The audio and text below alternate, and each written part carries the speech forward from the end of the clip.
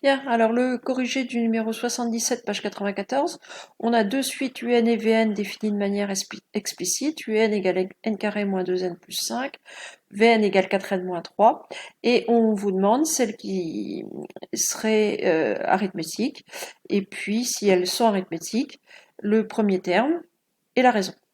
Donc pour avoir une petite idée de ce qu'on cherche, on va déjà calculer le premier terme de chacune, enfin les premiers termes de chacune des suites, et puis regarder si elles ont une chance d'être arithmétiques. Donc la première, on a U0 égale, donc on remplace n par 0, 0 au carré, moins 2 fois 0 plus 5, ce qui fait 0 plus 5, ça fait 5. U1 égale, donc on remplace n par 1, 1 au carré, moins 2 fois 1 plus 5.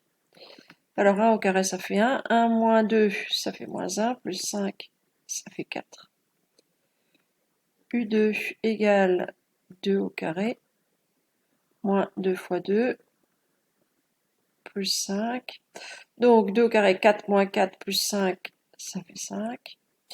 Bon, on voit tout de suite que notre suite va avoir du mal à être arithmétique ici, puisque de 5 à 4 ici, j'ai moins 1 de différence, et de 4 à 5, j'ai plus 1 de différence. Donc elle a assez peu de chances d'être arithmétique. Alors comment est-ce qu'on rédige ça pour dire bah non, ça va pas marcher? On dit entre U1 moins U0, ça fait moins 1. L'écart entre U1 et U0, il est de moins 1. Entre U2 et U1, il est de 1. Donc les deux écarts ne sont pas égaux, donc UN n'est pas arithmétique.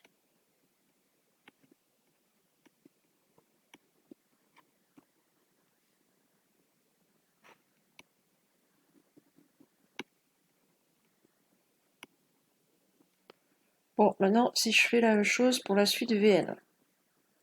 Donc on va pareil, on va commencer par calculer les premiers termes. V0, ça fait 4 fois 0, moins 3. Donc 4 fois 0, ça va faire 0, moins 3. V1, c'est 4 fois 1, moins 3. Donc ça fait 4 moins 3 qui vaut 1.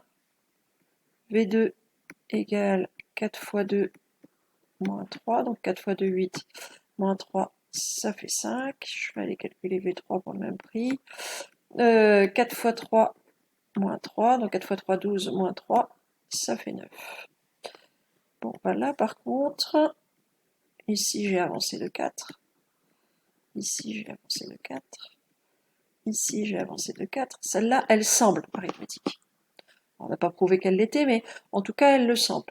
Donc, c'est toujours plus facile de prouver quelque chose, enfin qu'une propriété n'est pas vraie, parce qu'il suffit de trouver ce qu'on appelle un contre-exemple. Ici, sur les premiers termes, ça fonctionne pas, donc je suis sûr que ça fonctionne jamais. Ici, ça fonctionne sur les premiers termes, mais c'est pas parce que ça fonctionne sur les premiers termes que ça fonctionne tout le temps.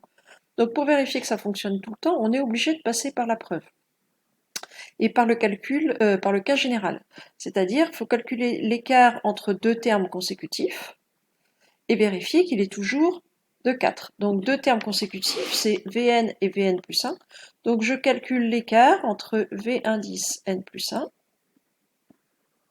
et Vn. Donc je vais calculer V indice n plus 1 moins Vn. Alors, ce genre de calcul avec V indice n plus 1, on a déjà rencontré ça lorsqu'on a montré que des suites étaient croissantes ou décroissantes. Oui, donc il faut exprimer V indice n plus 1, on va le faire à part, donc tout seul, V indice n plus 1.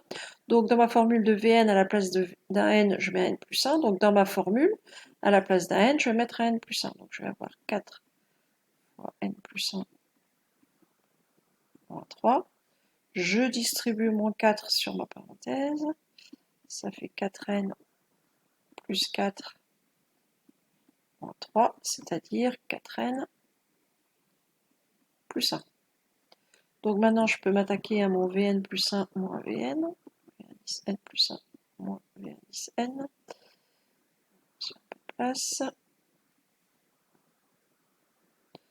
Donc Vn plus 1, c'est 4n plus 1.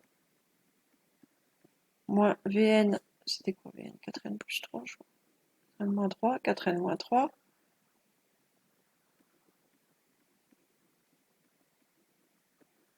un moins devant une parenthèse, donc le moins, les parenthèses, tout ça, ça va s'en aller. Et l'intérieur des parenthèses va changer de signe.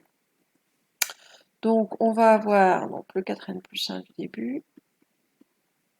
4n va devenir moins 4n, et moins 3 va devenir plus 3.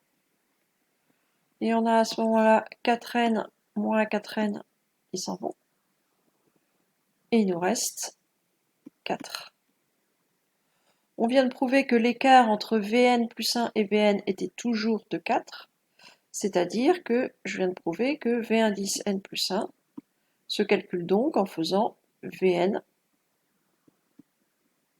plus 4. Alors, vous pouvez aussi vous arrêter là, hein, Vn plus 1 moins Vn égale 4.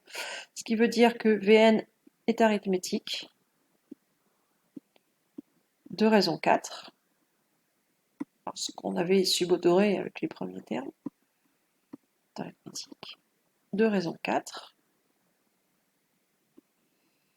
Et V0, le premier terme, combien on avait trouvé? Je ne sais plus. V0 égale, c'était 4n moins 3, ça doit faire moins 3. Voilà, c'est tout pour cet exercice.